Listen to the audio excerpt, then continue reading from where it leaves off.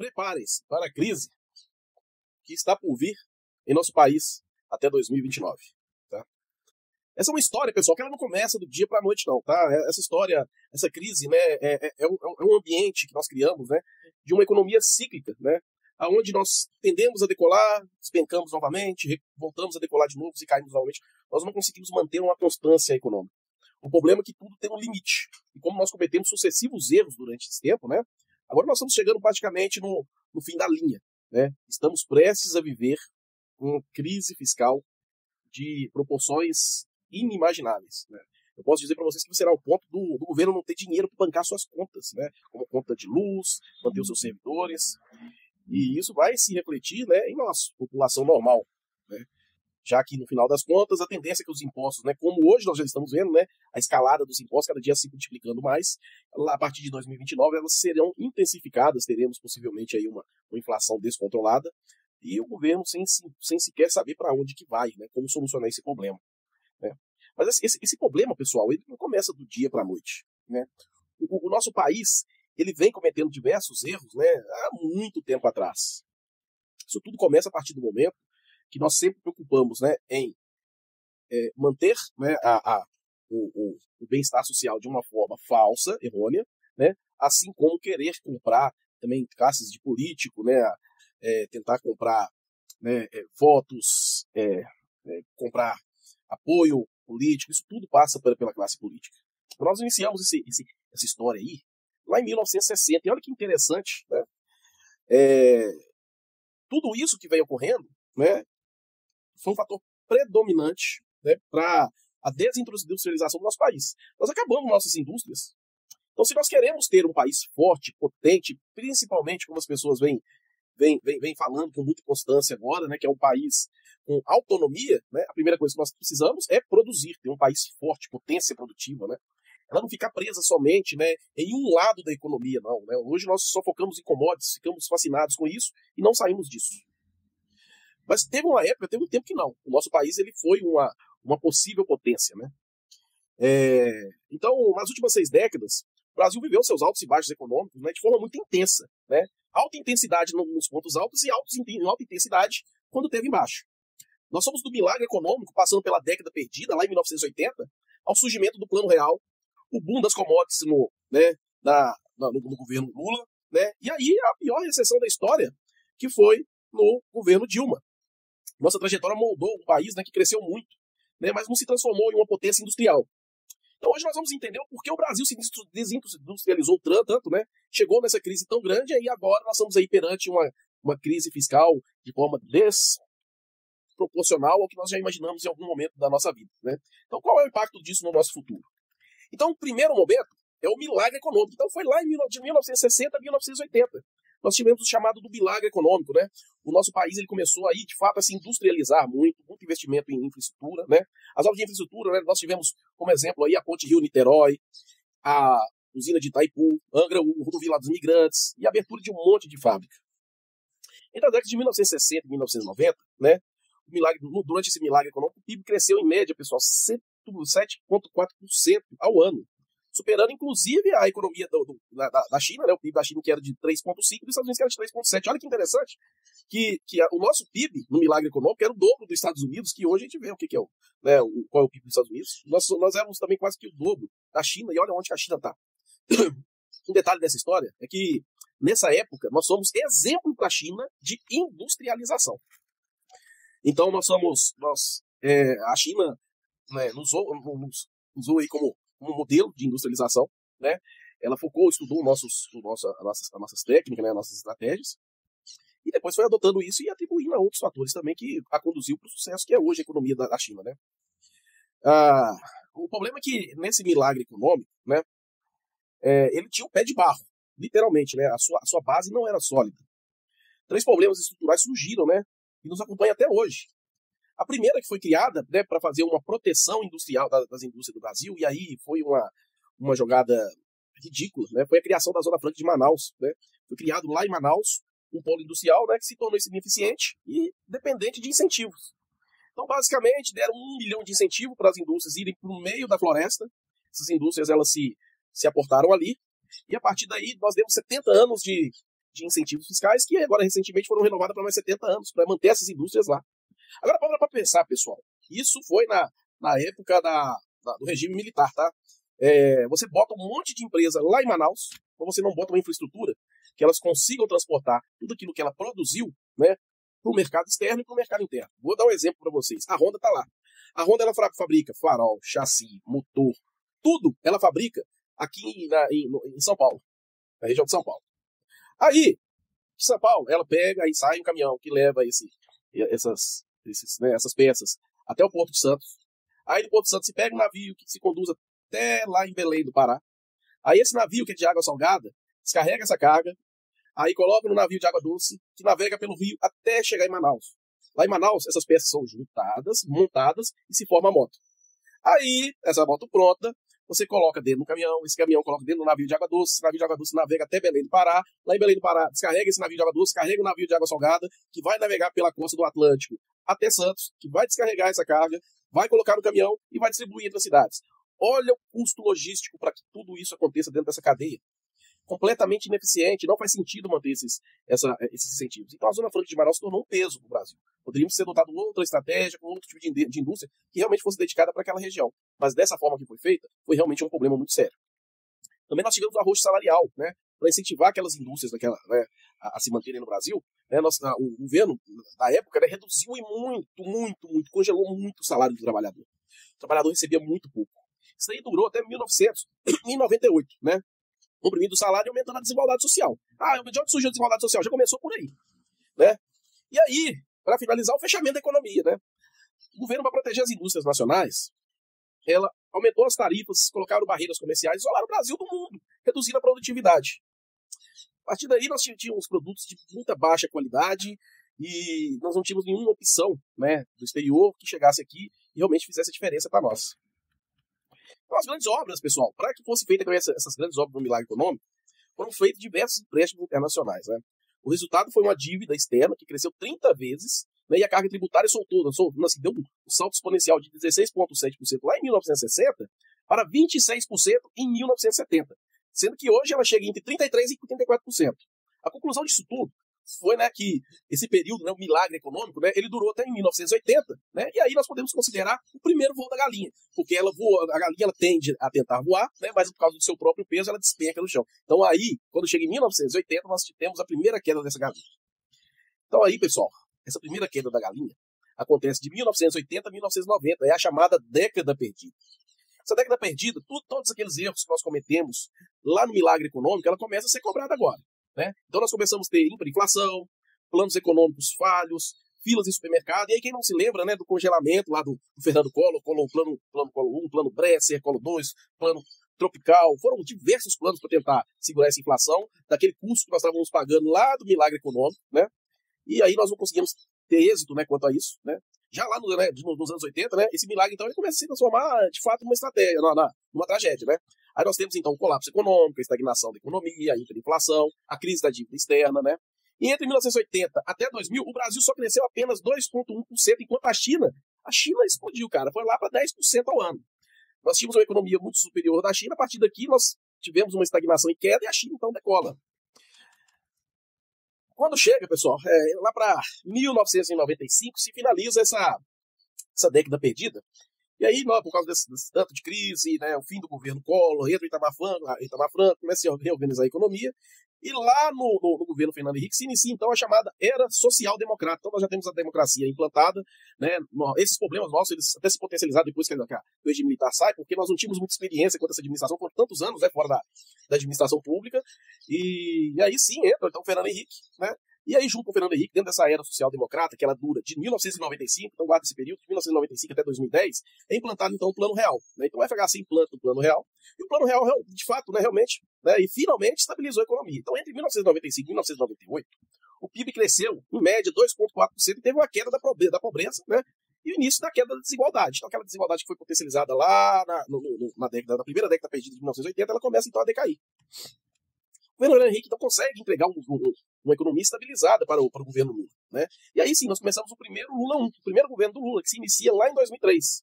Né? Então, o Lula, né, a partir de 2003 a 2010, né, entre o primeiro e o segundo mandato do governo Lula, o Brasil surfou no maior ciclo de crescimento mundial desde a Segunda Guerra, da Segunda Guerra. E a China, né, crescia 10% ao ano, né, e assim, comprava muitas coisas do Brasil. Então nós tivemos ali o crescimento da China. A China era um grande comprador de commodities do Brasil, né, e o Brasil começou a subir junto. Então os valores das commodities explodiram e o Brasil ficou numa situação muito boa. Nunca se teve uma condição tão boa para se crescer no Brasil como esse período de 2003 a 2010. A China em crescimento, as commodities explodiram de preço, e só para vocês entenderem, para quem não entende, commodity é tudo aquilo que o país produz como matéria-prima. Vou falar para vocês como minério de ferro, qualquer tipo de minério, a soja, grãos, né, agricultura em modo geral, tudo isso é commodity. E o preço subiu assim de forma exponencial. Aquilo que valeria muito pouco no passado, a partir dali começou a valer 10 vezes mais em função do crescimento da China. O PIB brasileiro, ele saltou de 4,1% nessa época, né? E a classe mais pobre teve uma ascensão social graças ao aumento do salário mínimo, né? E programas de transferência de renda. Então, ali, naquele período, o salário mínimo, de fato, ele cresceu muito, tivemos as transferências de renda, né? E aí a desigualdade social, realmente, ela começou a diminuir, né? Ela já teve um início ali no governo Fernando Henrique, com o Lula, então, ela teve uma queda considerável, né? Só que havia um problema invisível aí nessa história, é que quando nós tínhamos o crescimento do PIB, né? A queda da pobreza, né? Nós esquecemos da classe média. E o problema da classe média é que era assim, ela nem era pobre o suficiente para receber programas sociais e nem rica o suficiente para ter isenções fiscais e créditos baratos do BNDES. Porque o super rico no Brasil tinha muito crédito com o BNDES, muita isenção fiscal, e o pobre ele tinha os seus programas sociais que sustentavam. A classe média não tinha nenhum e nem outro. Então a classe média ela ficava exposta a qualquer tributação que o governo viesse aplicar. O resultado disso tudo, que a carga tributária, né, ela foi se consolidando e aumentando, e a classe média arcou sozinha com essa carga, né, que subiu de 26% lá de 1995 para 34% a pintar em 2010. A classe média que pagou essa conta. O detalhe é que a classe média naquela época ela não sentiu muito isso, porque como o salário mínimo vinha aumentando, acabava que a renda da classe média também subia. Então ele não sentiu isso a primeiro momento até em 2010. Mas eles estavam pagando essa conta. E aí veio o papel do BNDES, né, e os campeões nacionais, que eram as empresas que eram amigas do governo. E aí nós tínhamos algumas frigoríficas, algumas construtoras, né? O BNDES triplicou de tamanho nessa época e financiou grandes grupos empresariais, né? Alguns investimentos foram subsidiados com crédito do BNDES, enquanto bancos batiam recordes de lucro, né? Era muito empréstimo saindo, muito fundo de investimento, e esses campeões mundiais só faturando. Então, até no final de 2010, o país parecia que ia decolar. De novo a galinha estava decolando. De novo a galinha estava batendo asa e estava começando a voar. Mas, novamente, lá no final de 2010, né, aquilo que parecia ser um voo, né, a galinha despenca. E despenca dessa vez feio, muito pior do que aconteceu na década de 80. Nós iniciamos, então, né, 2011, né, no governo Dilma Rousseff. O governo Dilma Rousseff foi de 2011 a 2016. Nessa época, aconteceram alguns fatores externos também que contribuíram um pouco com essa crise, né? Não foi o fator principal, mas acabou ajudando. A primeira delas, a economia da China começou a desacelerar. Ela cai de 10% para 7%. Né? Com isso, a China para de comprar as commodities, então o boom das commodities acabou. Né? Aqueles preços que estavam exorbitantes das commodities, grão, minério, enfim, tudo aquilo que era produzido de commodities no Brasil, que estava extremamente alto, ela se despenca e fica extremamente barata. Né? A economia do Brasil, junto com a China, começou então a desacelerar. Visto essa situação, essa desaceleração da economia, a Dilma implanta, junto com o ministro da Fazenda, Guido Mantega, uma nova matriz econômica, né? E literalmente ela chamava nova matriz econômica, né? E essa nova matriz econômica, basicamente, em vez de ela contornar essa crise, e nós tínhamos muito potencial para contornar essa crise, já que a gente ainda tinha muito dinheiro em caixa por causa das commodities, nós potencializamos ela, então nós jogamos na contramão. A nova matriz econômica foi o maior plano econômico, né, desde lá de 1991, né, na queda do Collor, né, que acabou com o Brasil. Foi assim, absurdamente ruim, foi danoso demais para a nossa economia. Ela acabou com um pouco que restava para o nosso país. E ela dava em 4 pilares. A primeira era crédito subsidiado a empresas amigas do governo, então os campeões lá, né, da época do governo Lula, né, os amigos do governo Lula na época, né, continuaram recebendo ainda muito subsídio barato, com juros extremamente baixos. Os juros eles chegavam a ser mais baixos do que a própria inflação do país. Força, né, em queda, né, da taxa de juros sem base econômica, desoneração tributária em massa. Então, assim, a Dilma resolveu dar uma desoneração tributária para empresas estratégicas, chamadas empresas estratégicas, mas não sabíamos quem eram essas empresas, né? E no final, todo mundo batia na porta e ela desonerava também de taxa tributária. E a quarta, e por fim, né, a intervenção do Estado em energia, infraestrutura, bancos e poupança. Quem não se lembra daquela alta a alta elevação do preço da conta de luz. Foram 62 bilhões de custo do governo aplicado à conta de luz que foi distribuído entre todos nós. O resultado disso foi a pior recessão da história, né, que no fim do governo Dilma, em 2016, pior recessão da história. O PIB do Brasil ficou negativo em 3,6%, e a Dilma então deixa o governo, né, com um crescimento médio de 0,4% ao ano, um dos piores já vistos na história do país. A Dilma toma impeachment, então nós entramos com o Temer era o seu vice-presidente, assume lá em 2016, de 2016 até 2018, e o Temer ele entra, ele estava dentro do governo, ele sabia qual era o problema real do governo, então ele tem algumas ideias, algumas medidas, algumas reformas que poderiam ser boas para o nosso país. Então o Temer propôs, né, um programa, né, um programa que ele nomeou como Ponte para o Futuro, né, que o alicerce dessa ponte eram as reformas estruturais. Então essas reformas estruturais seriam a reforma trabalhista, a reforma da presidência, a administrativa e a tributária. E de fato, pessoal, essa era a solução, essas reformas eram de fato necessárias, né? E ele consegue passar a reforma trabalhista. Quando ele começa a reforma da presidência, surge o escândalo da JBS, um dos campeões lá do governo Dilma e do governo Lula, né? Temer perdeu apoio e gastou 15 bilhões de emendas, né, para se manter lá no poder, porque o nome dele foi envolvido na polêmica, e por fim, ele, para não perder o poder e tentar ainda continuar com essas reformas, ele começa meio que comprar o Congresso com emendas, né? E isso foi 15 bilhões do nosso bolso, né? E apenas nessa história toda a reforma trabalhista foi aprovada. Ou seja, aquela ponte para o futuro, ela se tornou, ela teve suas bases ruídas e foi para o chão, né? Então o PIB nessa época cresceu 1,6% ao ano, muito baixo também. Então a nossa esperança ali era algo, né? Que se ela fosse feita de forma certa, seria realmente um resultado fenomenal. Nós poderíamos estar num cenário diferente hoje, mas como sempre, né, vem um furacão, e sempre esse furacão vem junto com a corrupção, e o cara estava envolvido na história, a JBS botou a boca no trombone, né, o Joesley Batista, e o Temer, então, não conseguiu dar continuidade a essas reformas. E aí a nossa esperança era que o próximo presidente, que fosse, de fato, né, apoiado e seguido pelo Temer, né, ele pudesse dar continuidade a essas reformas, já que, em tese, ele estaria com o seu nome limpo, né. E aí nós entramos, então, no governo do Bolsonaro, Jair Messias Bolsonaro, né, que se inicia lá em 2019 e vai lá em 2022. Então a gente tinha esperança que o governo avançasse com aquelas reformas, né? Mas o que aconteceu? O governo avançou apenas parcialmente na reforma da Previdência, né? Ele não colocou todos os méritos que a reforma que o Temer pretendia, e um exemplo disso, ele deixa de fora os militares, enfim, né? E essas exceções, né, não eram suficientes para resolver o problema da Previdência, né? E o PIB cresceu somente 1,5%. Entre o governo Bolsonaro e o governo Temer, nós tivemos uma iniciativa também que foi até importante ressaltar isso, que foi o teto de gastos, né? Não deixar o governo gastar mais do que aquele teto. Então o Temer colocou o teto de gastos, o Bolsonaro até um determinado momento seguiu esse teto, de vez em quando dava uma furada, mas tentava manter, né? Mas enfim, entre 2011 e 2020, vivemos uma década pior do que a década perdida, muito em função da crise do governo Dilma. E o nosso legado de 60 anos, né, ela fica é o seguinte, primeiro lá na conta do regime militar, né? O regime militar, então, nos deixou uma indústria engessada, uma dívida externa gigantesca, né, e isso tudo perdura até hoje. E quando nós entramos na era social-democrática, nós achamos que isso poderia mudar, ela deixa pra gente como legado o seguinte, uma carga tributária que ficou mais alta ainda, uma dívida externa explosiva, um Estado caro, pesado e ineficiente. Então nós não tivemos melhoria em momento nenhum. Nós tivemos uma economia cíclica, decolava, caía, mas quando chegou no governo Dilma, isso despencou, o Temer não conseguiu controlar e o Bolsonaro também não, né? Aí nós temos o governo Lula, o terceiro mandato do governo Lula, a partir de 2022. O governo Lula conhece do problema da economia, né? Entra então o ministro da Economia, o Fernando Haddad. Fernando Haddad acha o tempo inteiro que para tentar sustentar essa economia, nós temos que aumentar a carga tributária. Então ele vem aumentando, só para você ter uma ideia, até hoje, no presente momento, são 27 novas cargas tributárias criadas pelo governo Lula desde o início do ano. Nós estamos em 2025. A cada 37 dias se cria uma carga tributária. O Haddad acha que essa é a solução, né? Quebrou o teto de gastos, não respeita o teto de gastos, tá, do governo. Uma outra coisa que foi interessante no governo Temer, né, e no governo Bolsonaro, foi a autonomia do Banco Central. Né? Então, o Banco Central ele tem autonomia para regular o governo quanto aos seus custos, seus gastos.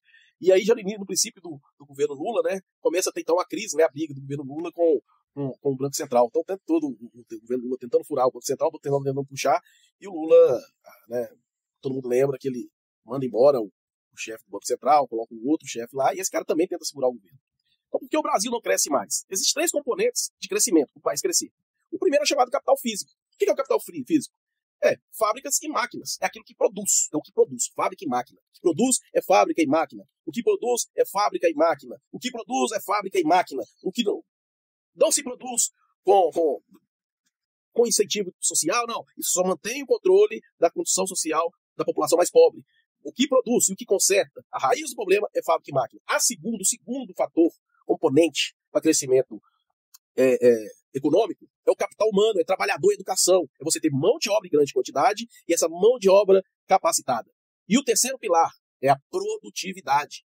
É inovação e eficiência. É um governo eficiente e uma população que inova, né? Uma população inovadora. Então, quando você tem educação, você tem uma população, uma classe trabalhadora, né? que inova, que tem ideias, que consegue produzir coisas novas, né? Então, o Brasil aumentou o capital físico durante muitos anos. Ele investiu, toda vez que a coisa estava errada, investia. Vamos botar mais empresas. Então, botaram bastante empresa, né? Vamos lá, vamos investir no agronegócio, vamos investir isso, aquilo. Então, o Brasil aumentou o capital físico e humano durante o milagre econômico, mas nunca aumentou a produtividade, ou seja, colocava muito capital humano, muito capital físico, porém, era ineficiente e não era inovador. Porque nossas políticas de isolamento comercial, os incentivos ruins, né, destruíam isso tudo. Né? Destruíam a inovação, destruíam as empresas que surgiam, e o país não decolava. Então, basicamente, é isso. Você coloca capital físico, ok. Então, você tem que fazer que aquele capital físico seja eficiente. Se você coloca capital humano, você precisa que aquele capital humano ele também seja eficiente. Né? Capital humano, nós precisamos de colocar educação, colocar mais investir em faculdades, investir em centros tecnológicos, colocar o trabalhador capacitado, porque mão de obra capacitada aumenta a renda do trabalhador, aumenta o salário do trabalhador. E o capital físico precisa de infraestrutura real, de boa qualidade. Sempre precisamos de ferrovias, precisamos de estradas, de aeroportos, de portos eficientes. Tivemos o potencial de criar todo esse ambiente na época das commodities, mas nós preferimos pegar todo aquele dinheiro produzido nas commodities, no mundo das commodities, e colocar lá nos supercampeões, né, com juros sistema abaixo da inflação. Colocamos em renda social, né, que depois também não teve retorno, era importante, mas no fim não teve retorno pra gente. E nós continuamos, então, estagnados. O problema dessa história, pessoal, a grande dificuldade é que agora nós estamos com uma carga tributária extremamente alta, nós estamos com uma dívida totalmente descontrolada, né, e aí nós vamos falar em vídeos mais pra frente sobre o colapso da nossa economia em 2029, né, o colapso fiscal agora se torna insustentável, mas um fator interessante, e esse a gente não consegue recuperar mais. O problema agora não é só mais isso, o problema agora é demográfico. A fecundidade em 2022, né, das mulheres brasileiras foi de 1,65 filhos, 1,6 filhos por mulher. Só para vocês terem ideia, nós estamos tendo menos filhos do que a Noruega, a Dinamarca, os Estados Unidos, a Suécia e a França. O percentual de pessoas acima de 60 anos aumentou demais. Em 1980, nós tínhamos 6,7% de pessoas acima de 60 anos idosas. Em 2000, ela subiu para 8,6%.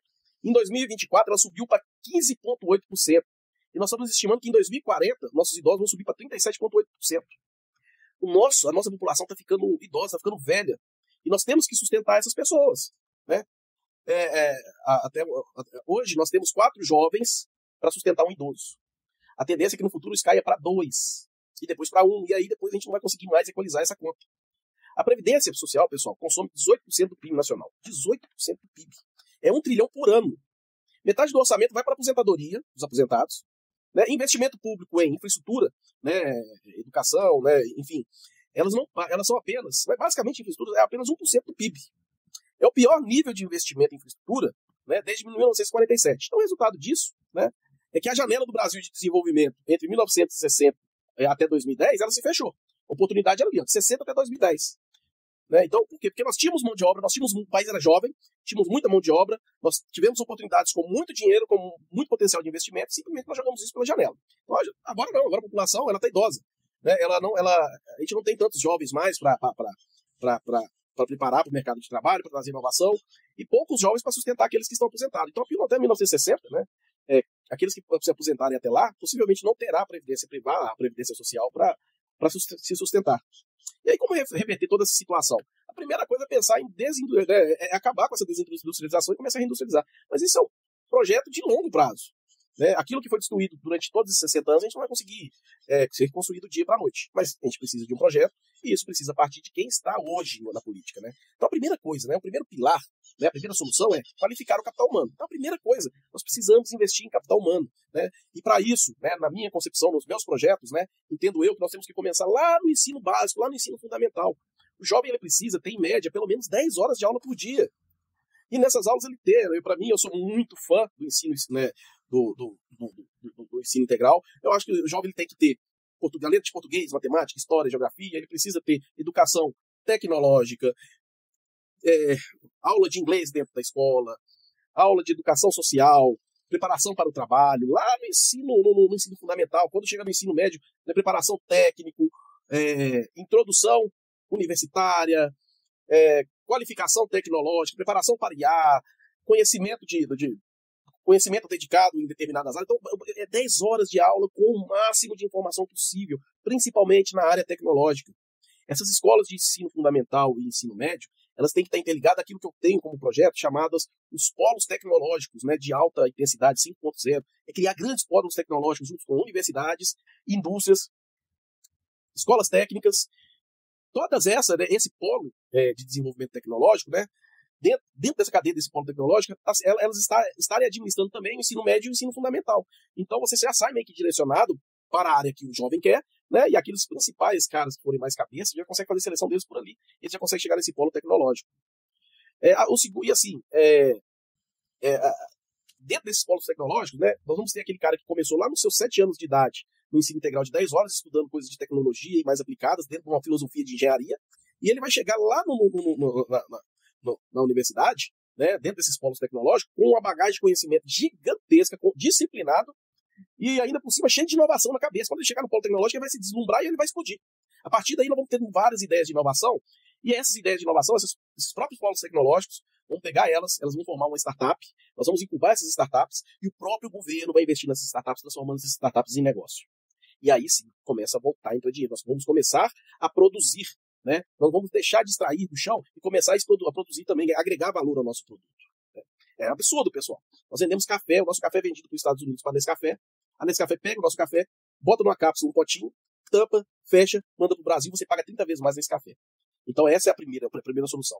O segundo pilar dessa solução é criar centros, né, como eu falei aqui agora, então é a criação desses centros tecnológicos, né, inspirados, por exemplo, o que foi feito no Vale do Silício, o que foi feito na Coreia do Sul, o que foi feito em Israel. Os centros tecnológicos podem ser dedicados. Por exemplo, nós podemos ter lá no Nordeste, lá no perto do Maranhão, um centro tecnológico dedicado, por exemplo, à indústria aeroespacial. E aí nós vamos chamar indústrias, né, que são ligadas a essa área, para aquela região, então indústrias aeroespaciais, junto a esse polo tecnológico. Essas indústrias também consecutivamente vai trazer, né, indústrias que produzem equipamentos para que ela continue funcionando. Então nós vamos ter fornecedores daquela região e aquela região vai explodir. Assim como nós vamos fazer isso também para a região do Nordeste, né, principalmente com a geração de energia renovável, então trazendo indústria de energia renovável, polo tecnológico para isso. Em Minas Gerais, através da mineração. Em São Paulo, através da tecnologia. Um monte de polo tecnológico direcionado para essas funções.